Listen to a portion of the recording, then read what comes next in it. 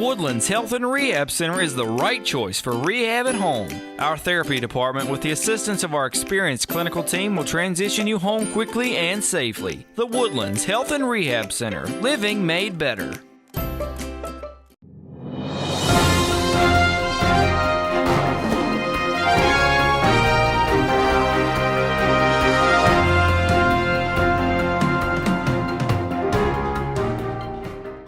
Hello again. It's Wednesday, April 18th, 2018. This is JournalTV and I'm Jerry Clark. It's time for the news. The ink is not yet dry on a deal for Alleghany Motors in Covington, but the Journal has learned that a major Roanoke area car dealer is about to acquire the operation. The Journal notes that longtime company employee Ricky Mays has returned as well to be part of the new operation. The Masonic Theater was the scene of some major league brainstorming by many community volunteers on Tuesday as part of the Alleghany Foundation's Vision 2025 Community Summit. Key subject areas like industrial development and broadband, as well as area corridors and landscaping, were examined. Listen. In today's economic development, a prospective investor doesn't just get information from our Virginia Economic Development Partnership and Beth and others who are great at what they do, but the internet gives them so many different types of resources that will often lead to kind of a drive-through or a look-through a community, and how we look indicates how well we might care for that company's millions of dollars of investments. So saying that we're going to bring some big company in here to save us, other than the businesses that we have here now, is probably not really going to happen. But what will happen is a lot of small businesses can grow, and that really puts it on your shoulders to look at what kind of business can I be in to bring money into our community, create jobs, and to feed my family. So when you're trying to create something new, you're using lots of different information from a lot of different places, and I think in many ways community change matches that. Lots of different information from lots of different places. So the energy that comes from these nodes or these work groups helps drive a piece of a very large puzzle, and the glue that holds them together is very loose. I think a Vision 2025 is kind of an organizing principle. It simply says we are doing smart things to make our community better. Carilion Clinic Regional Vice President Greg Madsen welcomed the Tuesday Vision 2025 meeting group with some uplifting commentary and an interesting analogy as well. Listen. So my analogy is that, we have planted many seeds, and they are growing. Not all of them grow, some fade away, but I think there's more good than bad.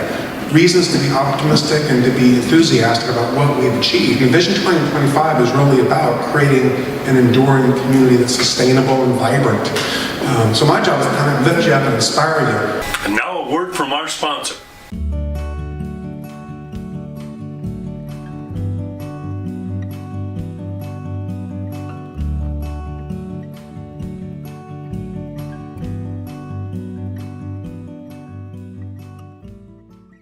The top 6 entries in the Jackson River Governor's School Science Fair were announced.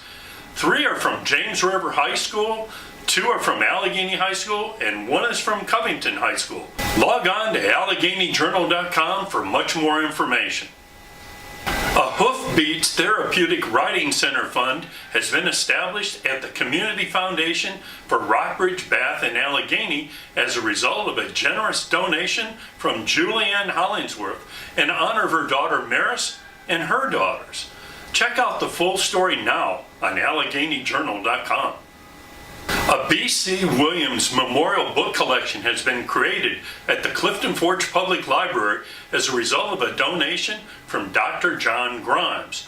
Dr. Grimes remembers Mr. Williams as a very intelligent, compassionate person with diverse interests. Williams, a local high school and college football star, died in December of 2017. And we'll be right back.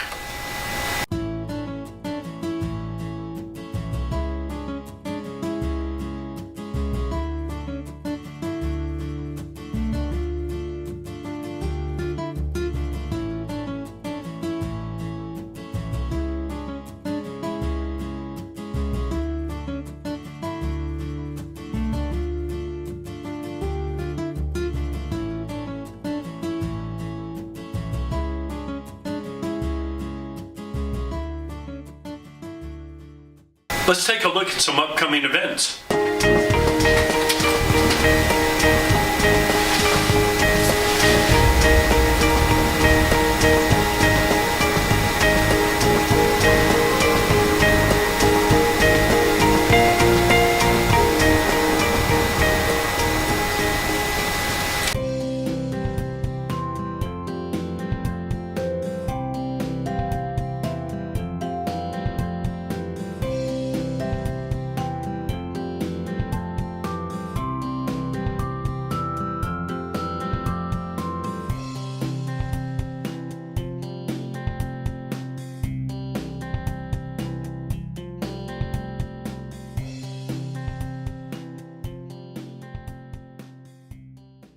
And now for local obituaries. Loretta Dunsmore, 45, of Covington, died on Tuesday. Her funeral was set Friday at the Arrett Funeral Home. Frank Hopkins, 89, formerly of Clifton Forge, died on Monday. His funeral was held earlier today in Salem. Phyllis Huffman, 80, of Buena Vista, died on Monday. Her funeral was scheduled Thursday at the Harrison Funeral Home. Frances Porter, 88, of Lexington, died recently. Her graveside service was scheduled for Friday at the Evergreen Cemetery.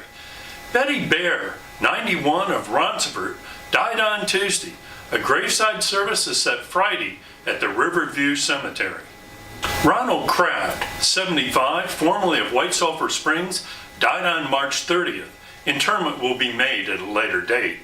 Charles Harold, 81, of Hot Springs, died last Friday. A private service will be held at a later date. Cleo Cash, 80, of Covington, died on Tuesday. Her funeral will be held Friday at the Arrett Funeral Home. Virginia Farode, 96, of Hot Springs, died on Tuesday.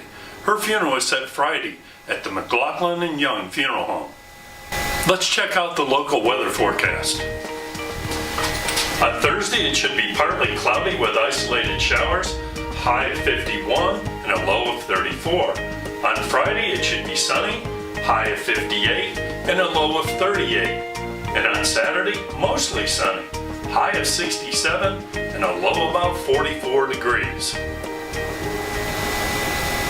And that's the way it is on Wednesday, April 18th, 2018.